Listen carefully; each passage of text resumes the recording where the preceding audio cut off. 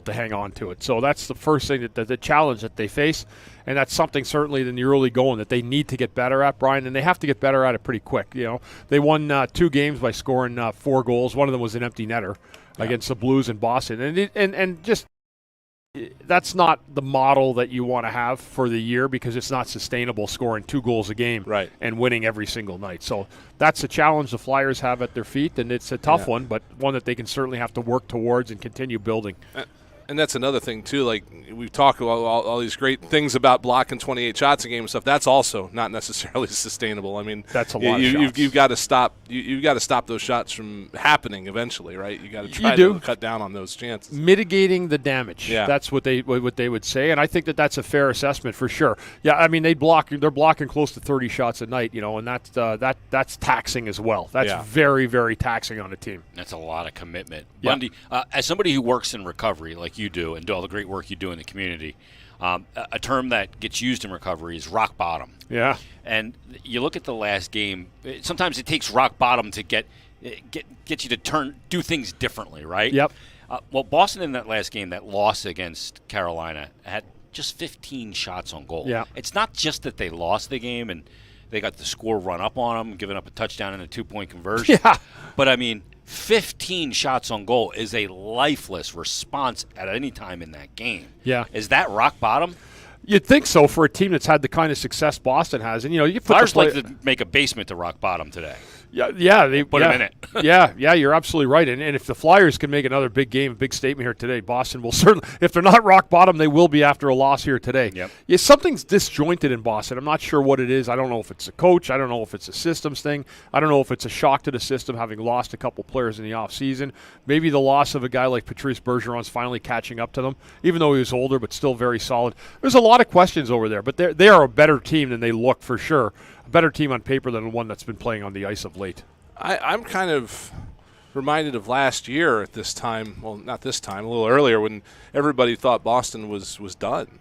Like, they thought they were cooked, and they weren't going to have a good year last year. And they came out, and I felt like they surprised a lot of people. And when I was watching the game on Tuesday, I was wondering maybe it finally did catch up to them. I don't know, but you're right. Just watching both of those games, the one in Boston and the ones that they played here over the course of the past week, they do look disjointed. Like, they're having trouble with 5-foot passes and stuff like that. And I don't know if that's something else that's going on, or just a matter of shaking off some early season rust. Well, I mean, it does. When you lose like that, it causes a lot of internal problems. There's a lot of finger pointing that goes on, especially when you think you have a team that's supposed to be far better than what you're playing and what your record is.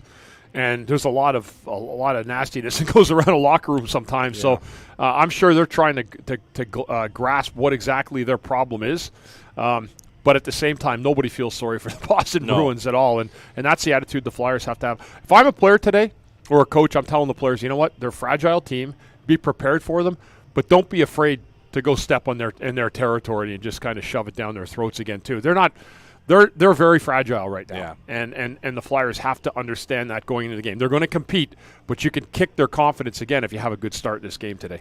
Bundy, at some point, you've got to start scoring more goals. 4 of the Flyers' wins this season, the only 4 wins they have, in 3 of those games, they've only scored 2 goals in regulation. Yeah.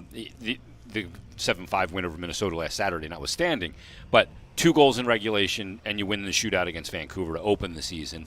Then, obviously, the 2-0 win in Boston, and then the 2-1 win over St. Louis. But you cannot, in this league, expect to get wins more often than not, only scoring 2.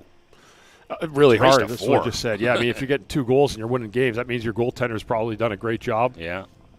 I thought defensively, to the Flyers' credit, it wasn't all goaltending. The last couple of games, they've done a good job keeping things to the perimeter, I think, for the most part, in the D zone. And that's kind of the trade-off a little bit again, is how do we get the puck moving back out of the zone, go in transition, and then hang on to the puck down in the offensive zone to try to get a couple chances to the net. All right, let's take our first time out. We'll come back to check in with Tim Saunders across the press box. A view from the booth. We still have Bundy's 3 keys to victory, line combinations, and much more, as the Flyers are going to do it again here with the Boston Bruins. Matinee hockey in Philadelphia at the top of the hour. You're listening to the Fanatic Flyers pregame show on the Flyers Broadcast Network. This is the Fanatic Flyers pregame.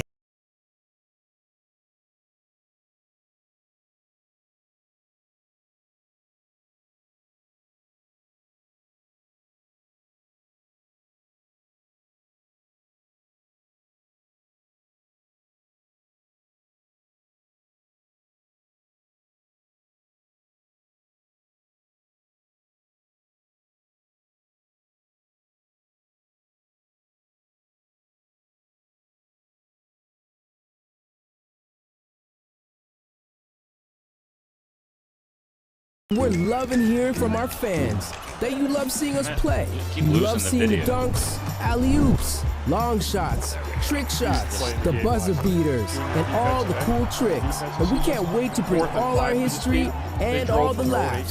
We're up by 2. We're coming to Wells Fargo Center on March 2nd. Go to HarlemGlobetrotters.com for tickets to the 2025 World Tour, presented by Jersey Mike Subs. Hey Flyers fans, Owen Tippett here, inviting our youngest Flyers fans to join the Flyers Learn to Play rookie program, presented by Holman. Playoff game, too. Open to boys and girls between the ages of 5 they and just 9. all wrap up The the regular Flyers rookie season last program week. includes head-to-toe last equipment, Saturday in that weekly game on-ice I group missed. lessons, and some great So I gifts. got the game last The night. program is available I at was 15 able to rinks go. throughout the greater My son's, Philadelphia region. buddy For used more to come down here with information them all and the to time. register, visit when they were smaller. PhiladelphiaFlyers.com/rookie-program. This is Gotta the pull like the Fanatic Mariners. Flyers pregame show on 97.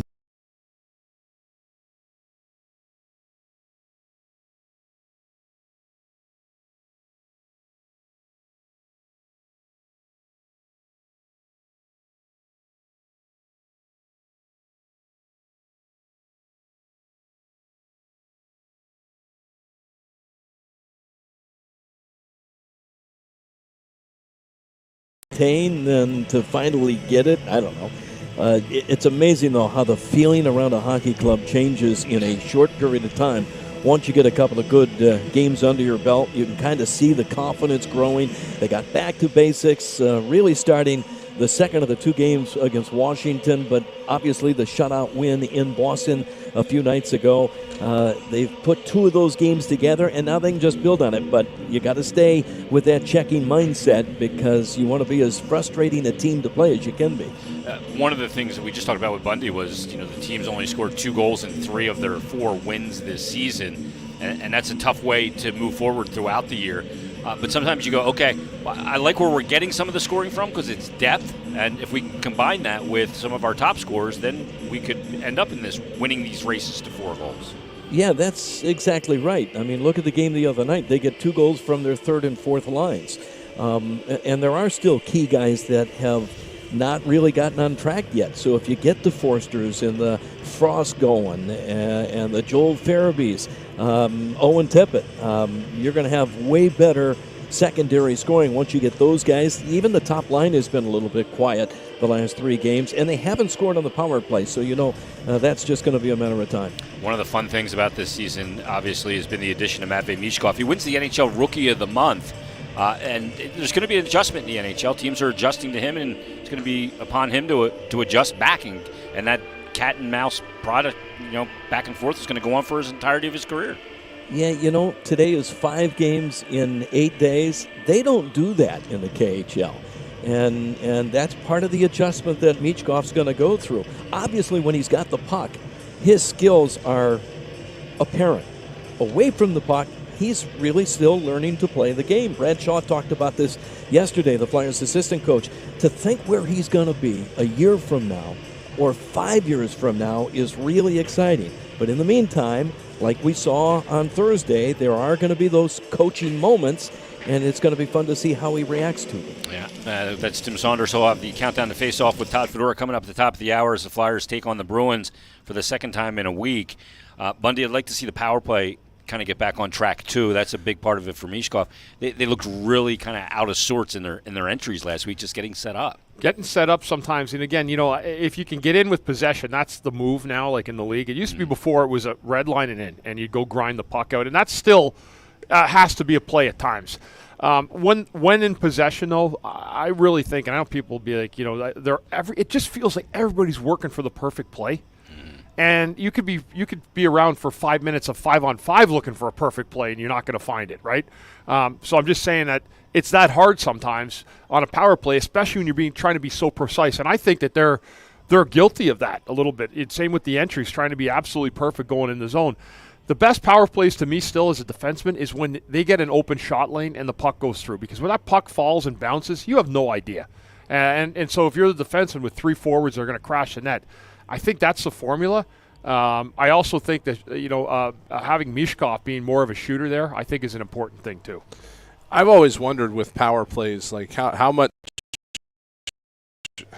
how much do you have to be unpredictable when you're trying to run your power play? Because it feels like in this day and age, everybody's got video of everything, and you run a few games successfully on a power play, and then next thing you know, the other team's picking up on it. I mean, is that part of it when you guys, like, I know video is different today than when you played, but still, I'm sure it's the same overall thing that, you know, you're watching what the other teams are doing and finding out ways to shut it down. You're watching their tendencies and what they like to do, and you have, for each individual player, they'll have things that they like to do as well. So you're watching video for that, but what you're looking for is a system. What is their most likely plays that they're going to set up on their power play? Are they a shooter's power play? Do they like to try to seam something into the middle in the crease area? Who has to be responsible for that? Is it the forward that's supposed to be up high? Does he come down and lock down that guy? Defenseman, who's he responsible for? The side angle guy, the guy at the half boards. So there's a lot of things that go on with that, and there's not one exact science to stopping a power play or a penalty kill. But I think that with the Flyers, they need to just be take a less is more attitude.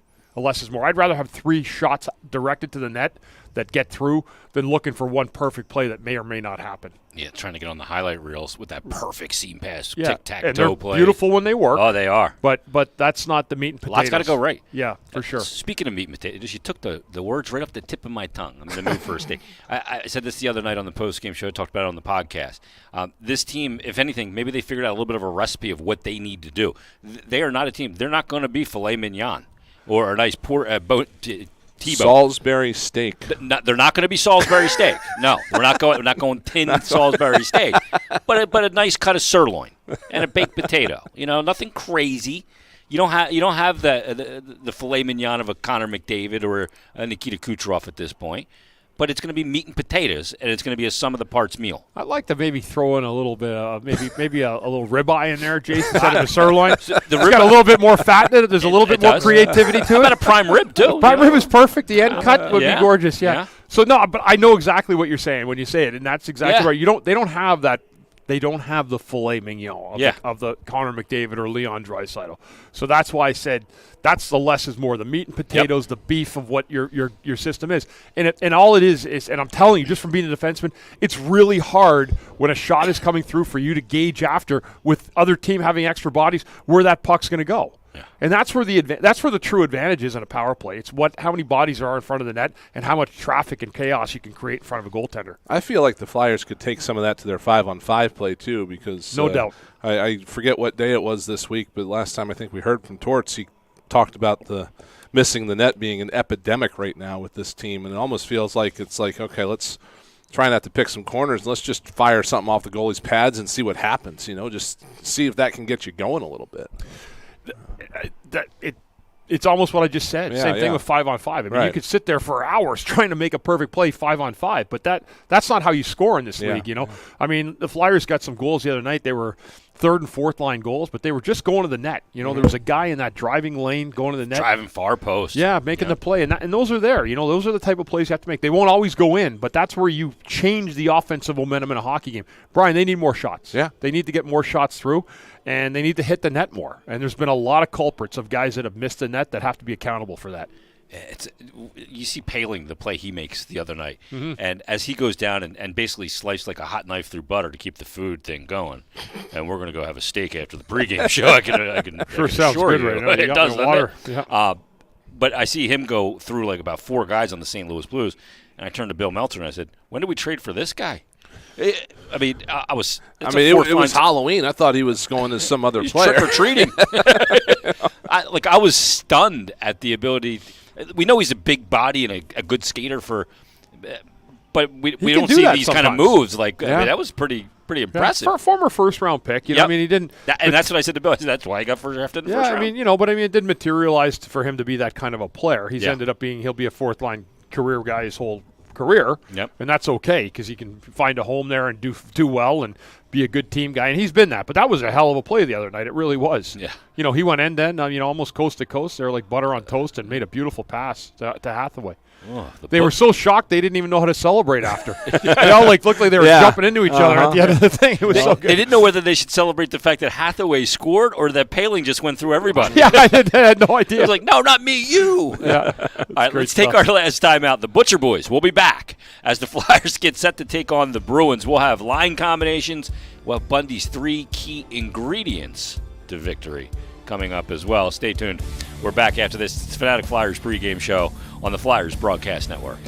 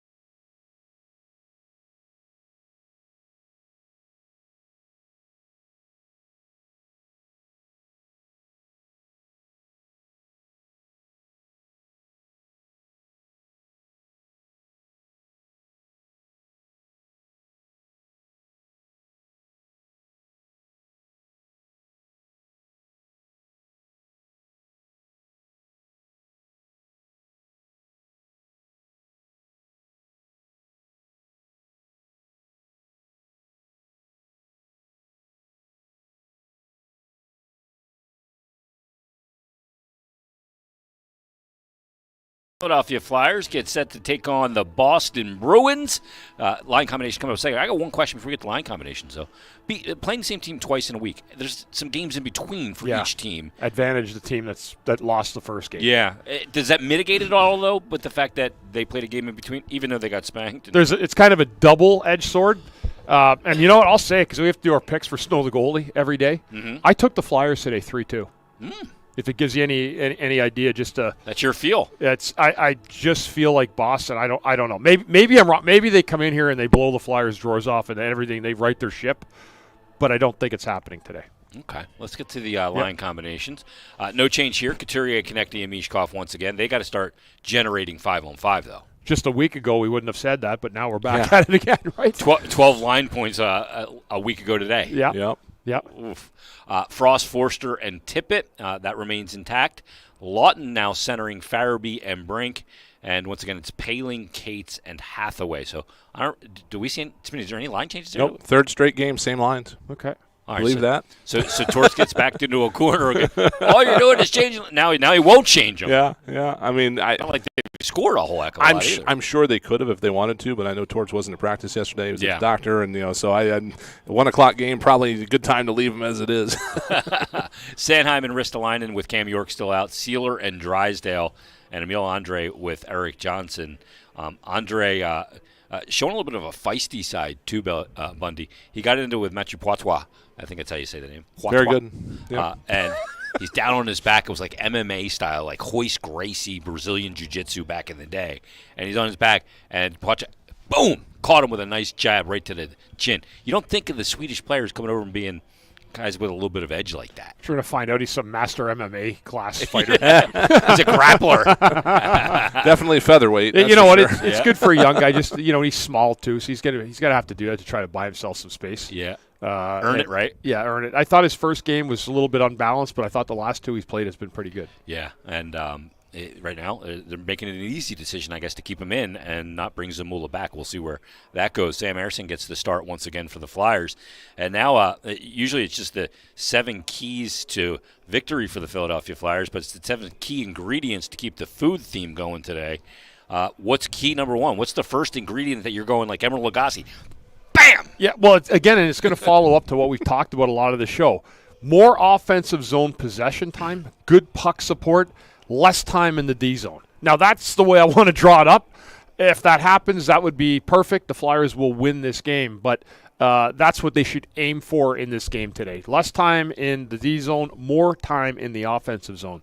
Number 2. Wait, so the best way to defend is to be in the offensive zone. Stay down there. Yeah, 200 feet away. Keep the puck in. Yeah. Make simple plays with the puck, but make sure you're trying to keep playing that zone. Yep. Number 2, Pasternak. We can't play the Bruins without mentioning him.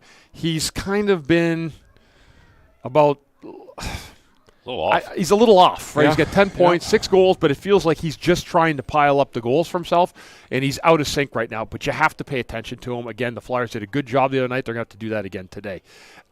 Lastly, goaltending.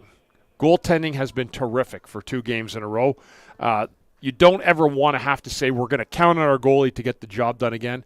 But while Sam Urson is playing great, ride that wave. Ride that wave. That allows you to take it maybe a little bit more of a chance offensively when it's there, knowing that you got a goaltender that's in the zone right now. There's been a lot of talk this week about how this team loves playing in front of him. Tell us about that notion, about what it's like when you have a goalie back there that they love playing in front of versus one that maybe you're a little nervous to let somebody get by you. He must be a guy they like off the ice, because I'll tell you one thing, the goalies that I loved the most on the ice were the guys that I loved the most off the ice. And that means something, because you can get read of their temperament. When you see a goalie in the locker room and he doesn't want to talk and he's like looking the other way, it just doesn't feel inclusive. Have I played with guys like that? Yes. Have I seen guys like that when I broadcasted? Many of them. That to me is always one of the reasons. So I would say Sam Urson's probably a very good guy, and they must feel comfortable. When I say that, though, it also means like if there's a breakdown, that you have a feeling that guy's going to be there for you to back you up and make a stop when you made a mistake. That's for your goaltender having your back, and in terms you'll return that favor to him by having his back somewhere down the line as well. There's little ways he can have your back as a defender too. When the other team's got momentum, he can slow the game down with covers. He seems like he really kind of feels those moments out. In the beginning of a game, my team may not have their legs right now. Just cover the puck and get whistles. There's nothing wrong with that. No, reset. Absolutely. If you're going to slow the play down, that's one way. You get your change, get guys off the ice, make them have to slow down, make them have to adjust to you. The game is a home game. You have the luxury of doing that. This is, you don't have to worry. If you freeze the puck, you can get a fresh group of guys out there last in the change, so you have the matchup you want. But I wouldn't worry about that too much tonight if I were the Flyers. I would focus on their own game and what they need to do on that. Even though Boston is a team struggling mightily right now to find their own game, I wouldn't worry about that if I were the Flyers tonight. I'd worry about themselves. I'm going to speculate a little bit based on what you just said, just looking at the Boston situation and how they're a little out of sync. I mean, they had a demonstrably good goaltending situation last year, and 2 goalies that were on highlights every night giving each other hugs and stuff. One of them gets traded.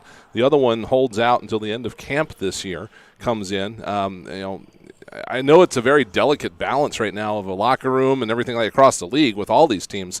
I got to wonder if that didn't cause, it may, I don't think cause it, but it might be just a little bit about what Boston's dealing with right now, is just kind of getting things straight still from camp being a little bit weird. With Swayman and stuff like that. Yeah, I mean, that can kind of wear guys out a little bit. Do we know who the starter is for Boston today? I can tell you. It doesn't matter if you talk for 30 seconds. Yeah, I'll keep talking. Yeah, but certainly, I mean, they had a guy that was on a holdout, and they didn't really get their legs under them with that goal. And I remember that they said Corpusalo. Yeah. So that's part of the reason too. So you have a guy that's out, and he's your mainstay goaltender. That can take sometimes like another training camp to get that goalie back up and acclimated. So maybe another 3 to 4 weeks, right, of that goalie trying to get back in the swing. No matter what he says, no matter how many times he plays and how many times he says, "I'm feeling good, I'm ready to go," he can't. You can't replace game synergy and real game stuff. Mm-hmm. And so he's trying to get himself back and ready to play right now. But that's been a factor. I believe that's been sure. Plus, players don't like answering about it all training camp. Right. When's Swayman going to sign? Like they have any control over it. Right. It's like, you're asking me to answer for this. Like, I'm not his agent. Why are you asking me? You can't worry about that stuff if you're a player. But, but that can't be the excuse. I don't know. You know what? Something's going wrong in Boston, and I don't really care what it is. Just hope it lasts. Take advantage of it. I hope it lasts another. I hope it lasts another 3 hours. Yeah. Yeah. Well, we'll see if it does, because, like you said before, too, Bundy, tough to beat the same team twice within a calendar week. Flyers will try and do that today. They get the 2-0 win in Boston. They get the 2-1 win here against St. Louis. They'll look for another win here against the Bruins in matinee hockey. So stay tuned. Tim Saunders, Todd Fedoruk, they've got the countdown to face-off, and that's followed by all the first period action between the Flyers and the Bruins. You've been listening to the Fanatic Flyers pregame show on the Flyers Broadcast Network.